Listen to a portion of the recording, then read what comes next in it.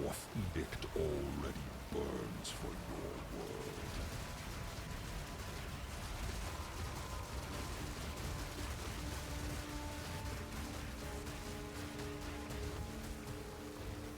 Written in ash. Your noble soul.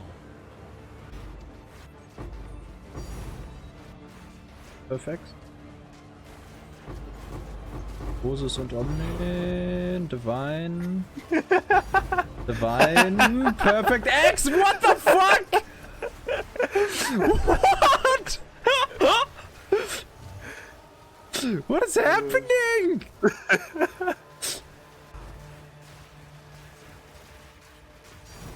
Was?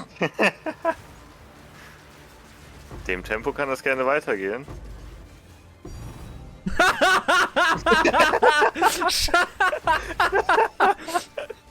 Einmal nach oben clearen, bitte. Rarity bots have been a topic that came up quite a while ago already, and there are quite a few variations. While most people run Ritualist, we are running an Abyssal Lich, and today we are taking a look why. Though, first of all, I have to kind of apologize. I did want to make this video about a week ago, but we had quite some trouble with the recording, as you've seen, and I'm getting a bit ill right now, so it's all a bit annoying, but we're pushing this out now, and I hope this is as helpful as I can get it. So yeah, let's take a look at the actual character.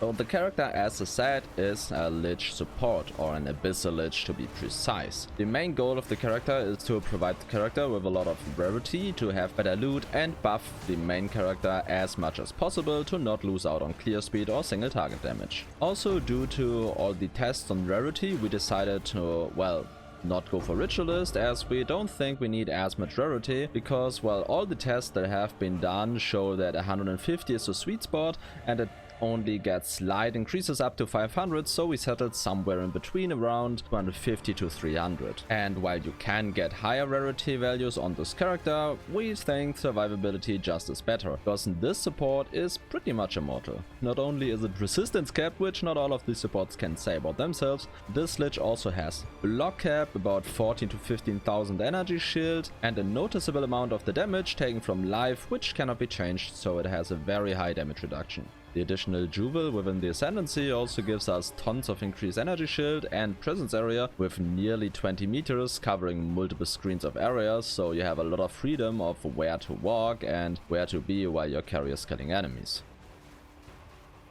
For the weapon, we are running an Omen Scepter with a lot of spirit and increased damage to allies, also crit chance, crit multiplier and increased presence area. The big thing about this character is that we can translate spirit directly into energy shield due to the Abyssal Lich nodes that converts minions into pure stats, and we are just pumping all of these stats into increased energy shield. Overall, the gear choices on the support character are kinda limited, so we're just going through here with Alpha Soul giving tons of spirit, and while presence radius is doubled, we're using a Vile Robe with a lot of energy shield and resistances. We're running Gravebind so that all the kills that our carry does are attributed to the support, so our rarity actually works. Then we have a belt that just gives resistances, nothing special here, though you could run an Ingenuity for higher rarity, but we like the resistances more, so that we can actually just cap the carry with these. The boots are a slot that the Ritualist can actually not use, because we are running increased rarity of items found while on low life, which is found on the Wonder Traps,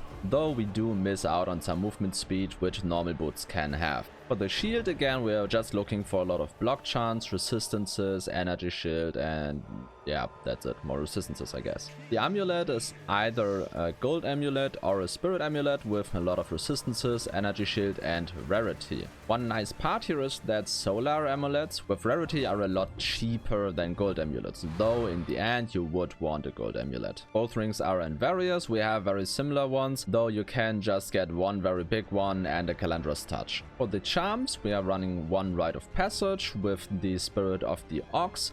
This one is a fairly cheap one compared to the expensive ones, and still provides a lot of useful bonuses with increases to rarity and damage reduction.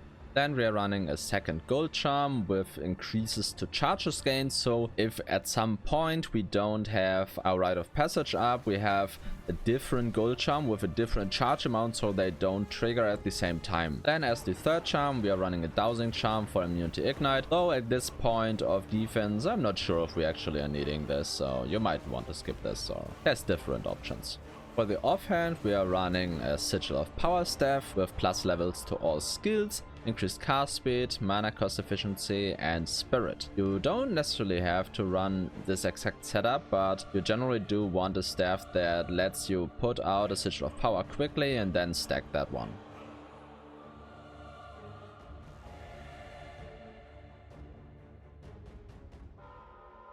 On the skill tree we focus on 3 things majorly: energy shield generally, presence area and defensive bonuses for your main hand, mana regeneration and general increases to area on your offhand. Then we try to pick up as many jewel sockets as we can find.